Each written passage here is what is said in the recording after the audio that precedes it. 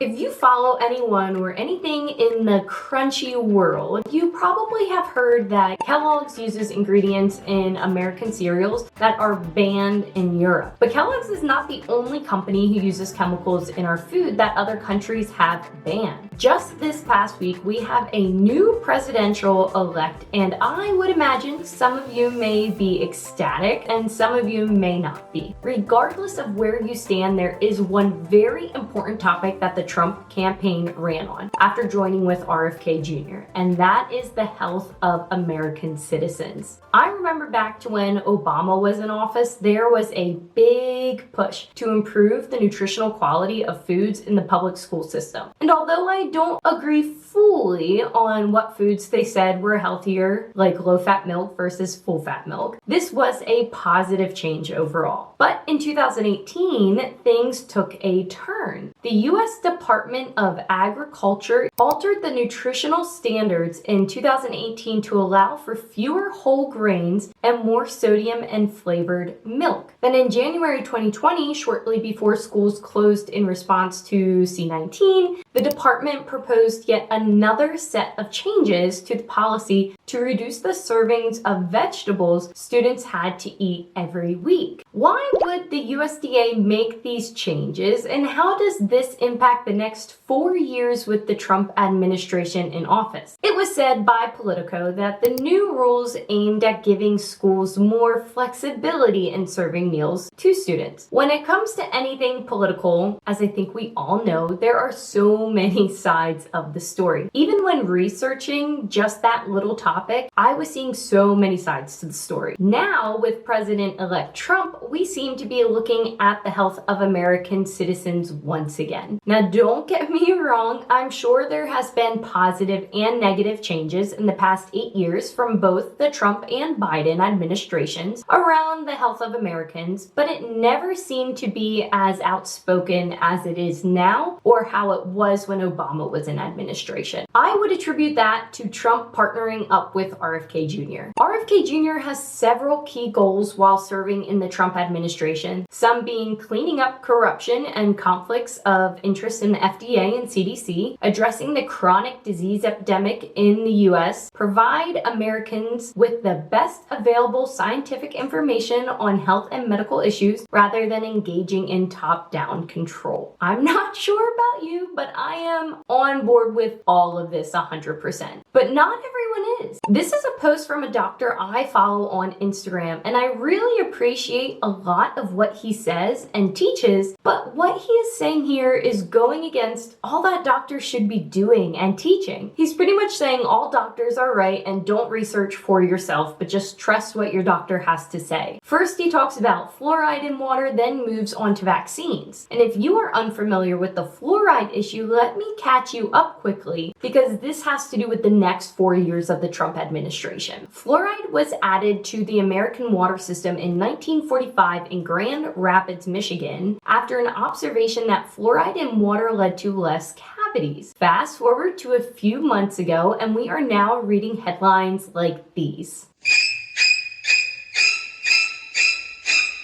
However, even the NIH published a study researched in India of 12-year-olds and came to the conclusion children in endemic areas of fluorosis are at risk for impaired development of intelligence. Fluorosis is a condition in which you ingest too much fluoride over a long period of time. RFK Jr. wants to take fluoride out of water ASAP once Trump is appointed president. To ban fluoride in the U.S. water supply?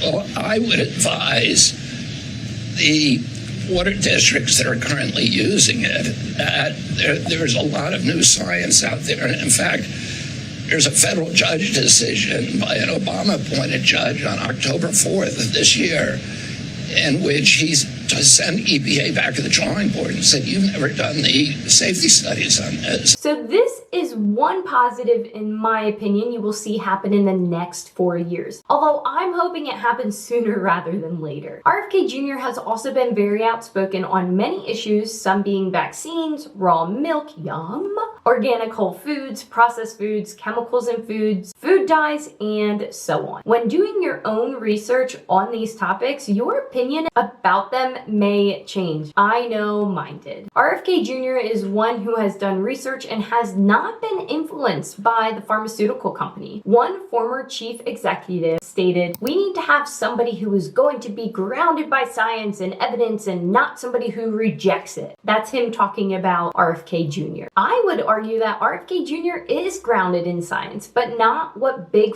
pharma pushes. He is not against vaccines. He is for everyone's right to make an informed decision. That is the promise of the next 4 years. We all can clearly see something is wrong in American culture and the American healthcare system just by looking at the chronic disease rates. RFK Jr. wants to actually fix the problem, not just put a band-aid on it, which is a lot of what our medical system is based on now. I believe America's health overall will change in the next 4 years. Having RFK Jr. in the administration, having regenerative farmer Joel Salatin holding some type of position in the USDA, and I say this jokingly, but McDonald's maybe even going back to using beef tallow for their french fries, already is on track to make a big difference. As American citizens, we have the duty to hold politicians and those in office to their word. I want to hold the Trump administration to their word on these issues, as I have seen such a decline in trust of our healthcare and food industries just in my short 8 years of being a nurse. I want citizens to trust their doctors again, trust that big pharma has their best interest in mind, trust the CDC, trust USDA, trust FDA, because right now,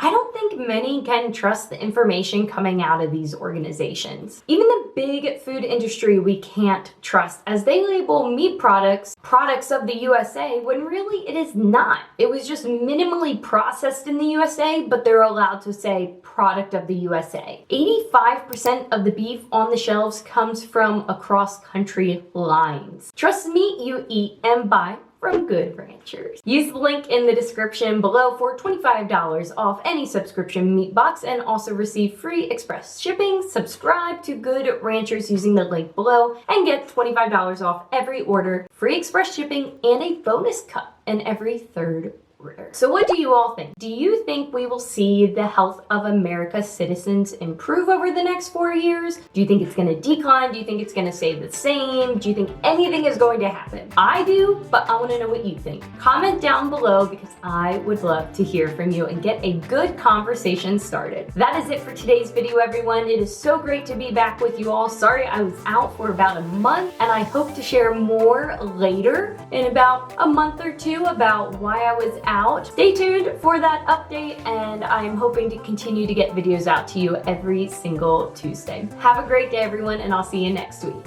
See ya.